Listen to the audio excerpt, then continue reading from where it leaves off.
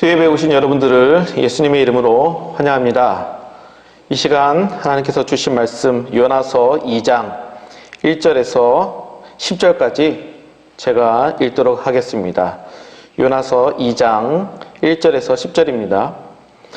요나가 물고기 뱃속에서 그의 하나님 여호와께 기도하여 이르되 내가 받는 고난으로 말미암아 여호와께 불러 아뢰었더니 주께서 내게 대답하셨고 내가 수월의 뱃속에서 부르짖었더니 주께서 내 음성을 들으셨나이다. 주께서 나를 깊음 속 바다 가운데에 던지셨으므로 큰 물이 나를 둘렀고 주의 파도와 큰 물결이 다 내 위에 넘쳤나이다.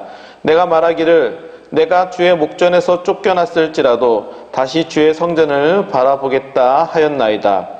물이 나를 영혼까지 둘러싸우며 기쁨이 나를 애워싸고 바다풀이 내 머리를 감쌌나이다.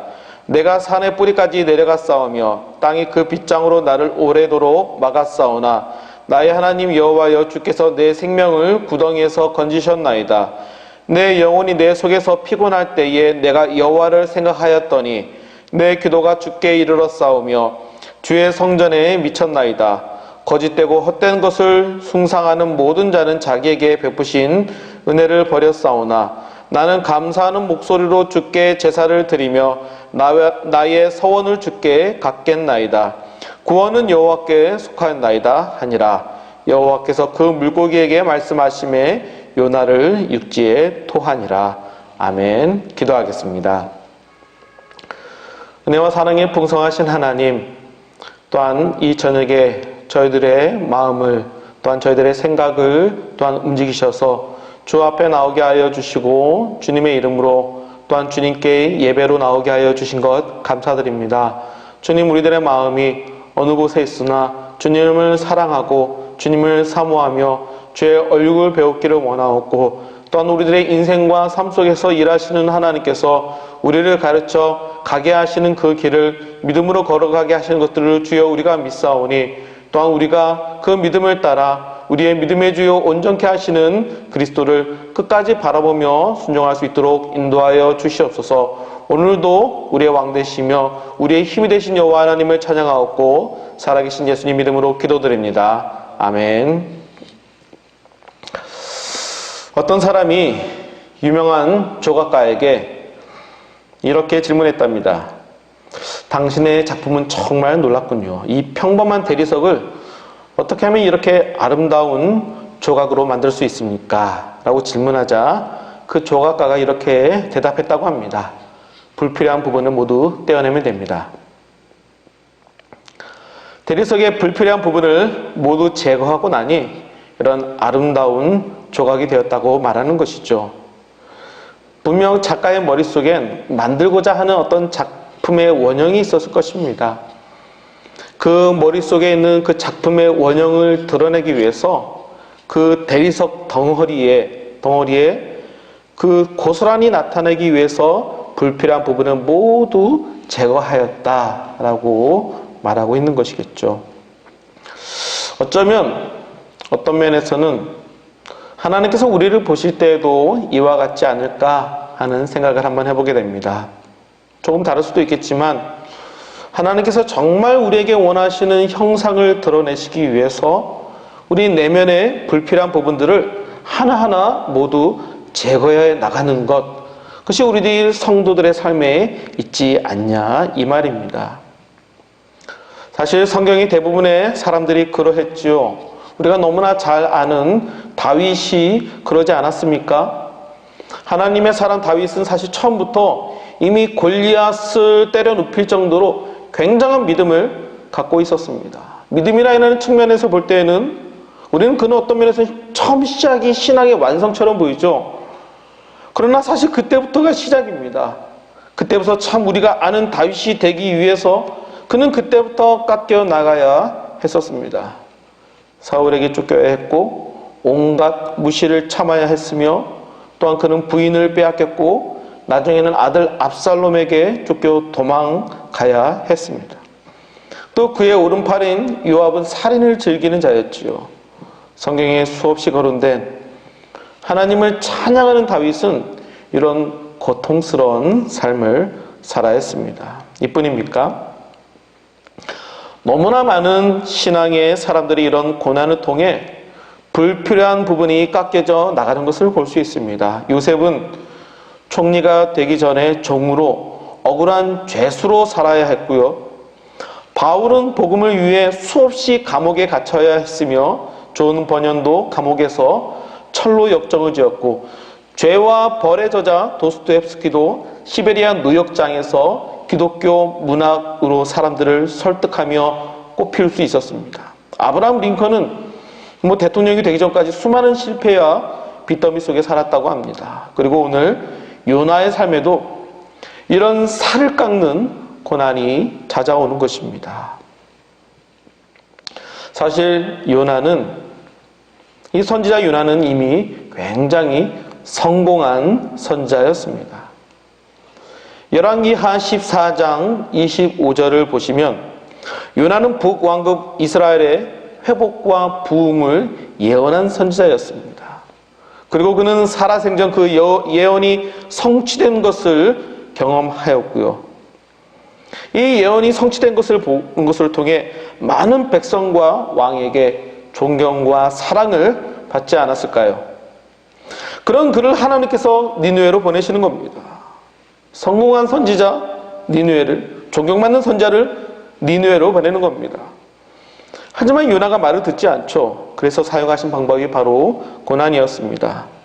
성공한 사역자를 멸망의 땅 니느웨로 보내기 위해 하나님은 물고기 뱃속을 사용하시는 겁니다. 요나에게 있어서 이 물고기 뱃속, 이 좁고 축축한 공간은 다시 생각하기 싫은 인생의 수치스러운 순간일 것 같습니다. 나는 이미 성공한 사람인데 지금 나는 이게 뭔가? 왜 이렇게 되었나? 왜 하나님은 날 돕지 않고 날 이런 데 가두시는가? 라고 원망과 불평이 가득하지 않았을까 생각해 봅니다. 그런데 하나님께서는 정말 요나를 돕기 위해 그곳에 가두셨다는 것입니다. 하나님께서 불순종하는 요나를 정말 쓸모있게 하기 위해 그의 불필요한 부분을 제거하기 위해 물고기 뱃속에 집어넣은 것이죠. 그곳엔 분명 고통, 눈물, 괴로움이 있지요. 뿐만 아니라 무기력, 무능력도 함께 존재합니다. 사방은 막혔고 아무것도 할 수 있는 게 없죠. 작은 양의 공기만으로 호흡하여 어떤 면에서는 의식이 희미하여지고 굉장히 답답하였을 것입니다. 물고기 뱃속에서 살 수 있을지 어떨지 모르겠는데 또 물고기가 나를 어디로 데려가는지 알 수가 없죠. 이제 곧 죽을 것 같은 그 순간 요나가 할 수 있는 것은 단 한 가지 무엇이었습니까? 우리도 마찬가지죠. 나의 모든 수단과 방법이 막히는 그때에 할 수 있는 한 가지 기도였습니다. 요나도 바로 그때 기도하기 시작한 것 같습니다. 바로 그 내용이 오늘의 말씀입니다. 요나서 2장은 요나 선지자의 기도가 들어가 있습니다.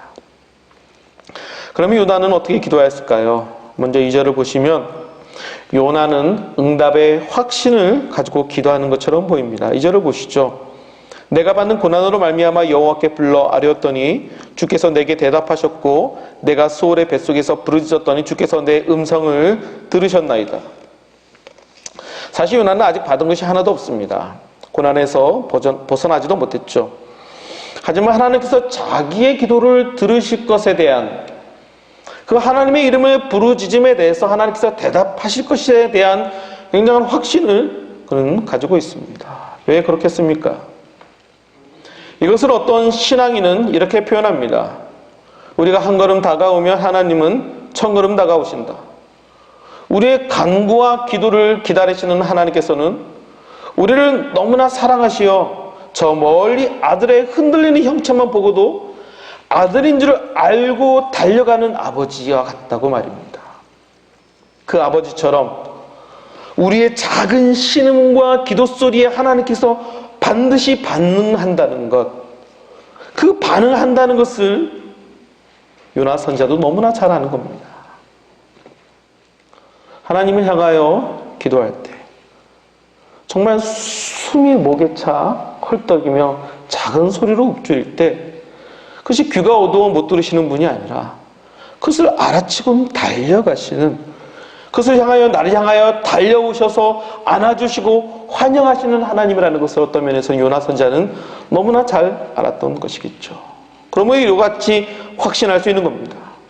내가 어떠하든지, 내가 어떠한 자이든지 간에 말입니다, 주님께로 돌아가기만 하면, 그렇게 주님께 나아가기만 하면, 주님께 기도하면 우리의 작은 몸짓을 아시고 한 걸음에 달려오시는 분이라는 것,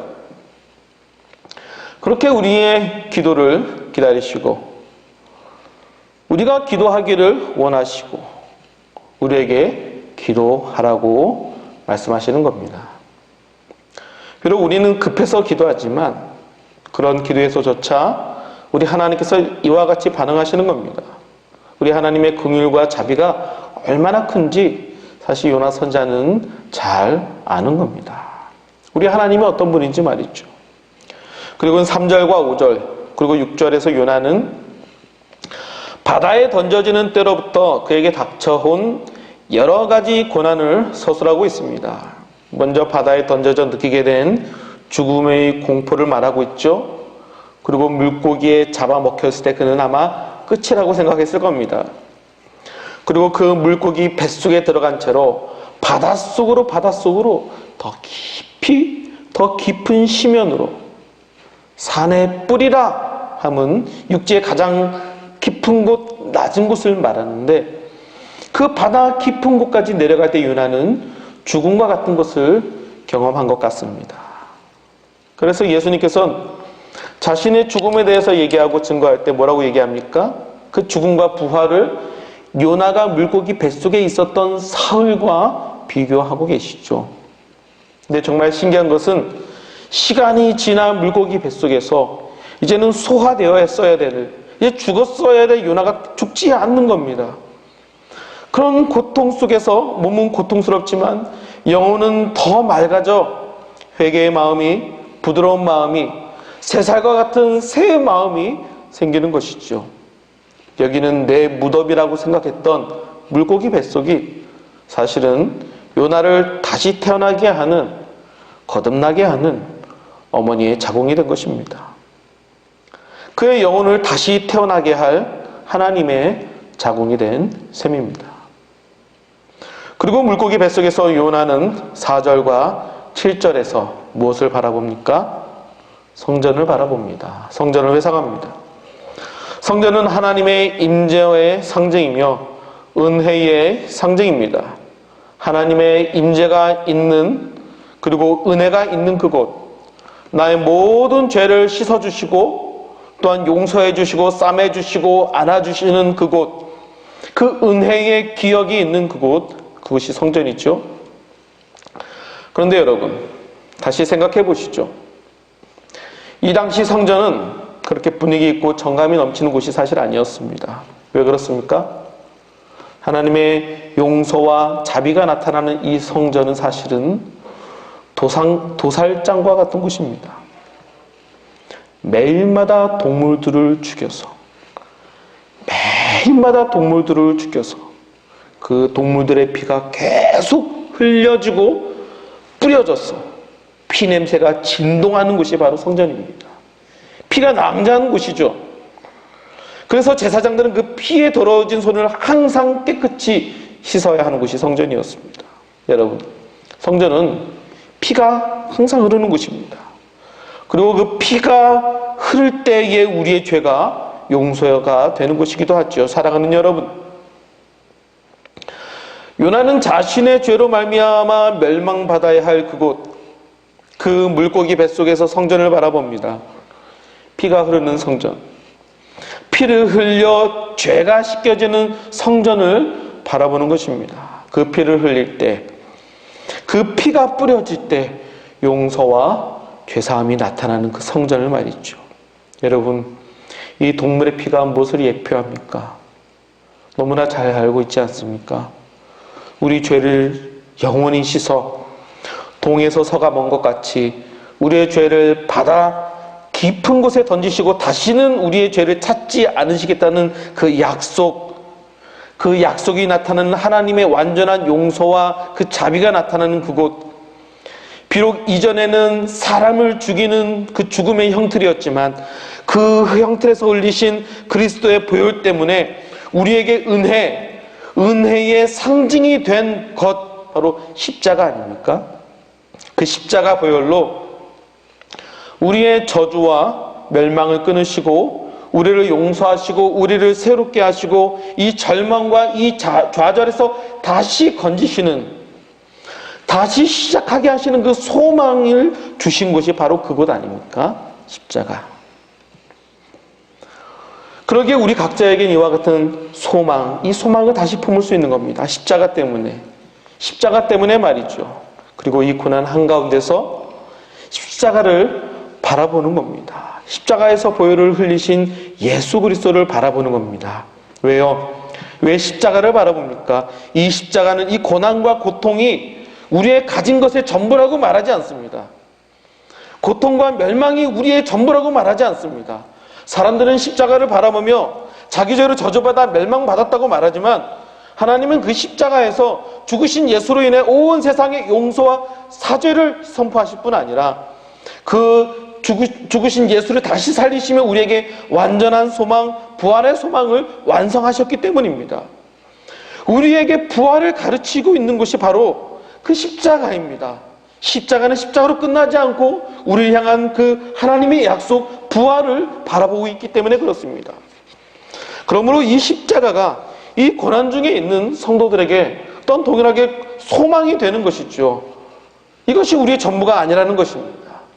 그것을 통한 완전한 용서와 소망이 우리에게 있다는 것을 십자가가 말하고 있는 것이죠.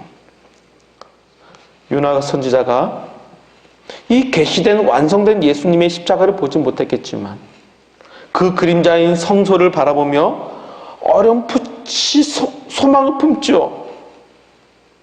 그 죽음이 가득한 그 성전, 그곳에서 죽음을 심어 생명을 거두게 하시는 그것을 통해 그 성전을 바라보며 말입니다. 사랑하는 도움가족 여러분, 이제 요나는 이 고통 가운데서 영적인 회복을 경험하게 됩니다. 9절을 보시죠. 나는 감사하는 목소리로 주께 제사를 드리며 나의 서원을 주께 갚겠나이다. 구원은 여호와께 속하였나이다. 요나는 하나님의 은혜를 회복합니다. 비록 그의 환경은 하나도 변하지 않았습니다. 여전히 축축한 물고기 뱃속에서 답답하게 지낼 뿐이었습니다. 사랑하는 성도 여러분, 이 물고기 뱃속은 사람들이 손가락질하는 수치스러운 어떤 경험일 것입니다. 다시는 들어가고 싶지 않은 곳. 그러나 그곳에서 그의 영혼이 새롭게 소생되는 것이죠.